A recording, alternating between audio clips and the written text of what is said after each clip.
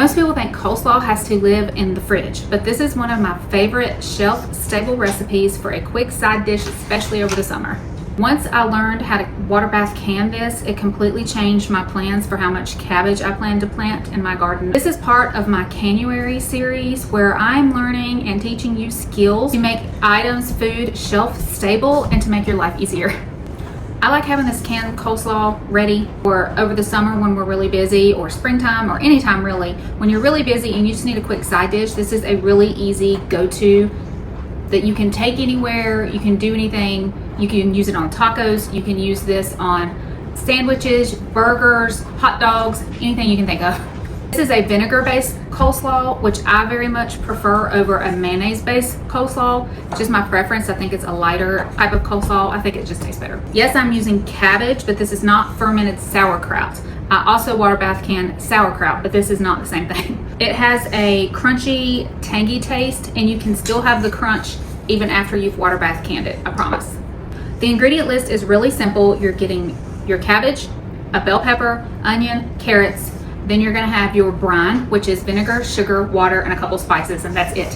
Very, very easy. Now that I'm over 40, I just really appreciate healthier types of foods, lighter feeling foods, and I try to focus on whole foods. And so that's one of the reasons I like the vinegar-based coleslaw, simply because I feel like it's a healthier version than the mayonnaise-based. I feel like it just seems to sit better on my stomach, and it's a little bit easier to digest. This is not a fermented sauerkraut recipe, even though I do water bath canned sauerkraut, and I love that. This is a pickled vinegar-based coleslaw, which will make it easier to be shelf-stable and versatile. I gravitate toward a vinegar-based slaw, especially as I am in perimenopause and trying to be as healthy as possible. I just feel like it is a healthier option than a mayonnaise-based coleslaw. Vinegar-based tends to sit better on my stomach, and I just like that better. It's not medical advice, just something I've noticed in my own health journey as I am working toward keeping my gut health as happy and as good as possible. So let's talk about this. We're going to shred up and chop up our cabbage, our carrots, our onion, and our bell pepper. You want to try to keep the size as consistent as possible. I just think that it makes it a little bit better whenever you're canning this. And I do slice my onions very thin, but I do not slice my cabbage very thin. I hope that helps whenever you're making this. Then we're going to add a tablespoon of salt. I use mineral salt into a bowl and squish it up and mix it up really well and let that sit while you work on your brine. The brine is really easy. It is just vinegar, water, sugar, and then I add the mustard seeds and celery seeds, which are optional, but I really do think it kicks up the recipe a notch having those flavors in it.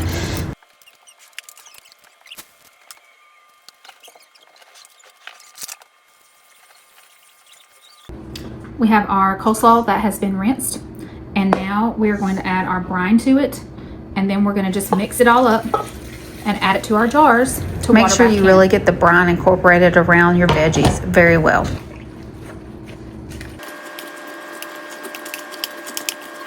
Okay, put your funnel on your canning jar. You can do pints or quarts. I chose to do pints for this, and you're going to just scoop in all of your cabbage mixture here and then poke it down as much as you can so that you can fill up that jar as much as possible. You're going to also leave about 1/2 inch of head space on the top. That's just the space between the lid and the food itself.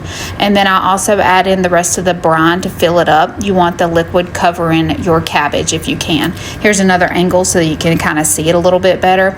I just stuff everything into the jar as much as I possibly can. That just does better whenever you're water bath canning, to fill the jars as full as possible. And then you add the brine on top so that it is completely covered with the liquid brine and all the seasonings. That just really helps it seal better. And then we're going to fill up our water bath canner while we are finishing this up. We take a vinegar paper towel and wipe the tops of our jars so that everything is clean, and add our lids to it. You can use whatever lids you want to use. I like ball or 4 jars, but it doesn't matter. And then you're going to tighten the rings around it. Make sure it's fingertip tight and add it to your boiling water bath canner. You're going to want to can this for 20 minutes for the pint jars.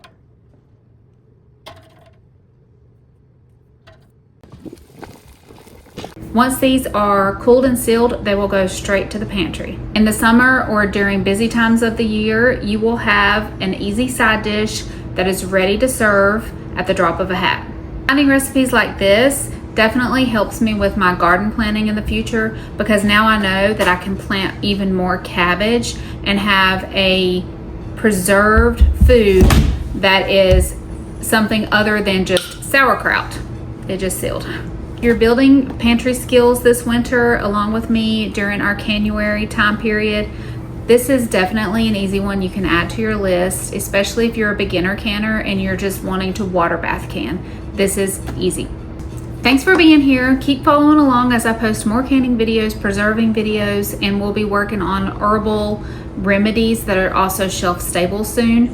So let me know though, what is a canning recipe or what is a food you would like to learn how to can, and I'll see if it's something that I can teach.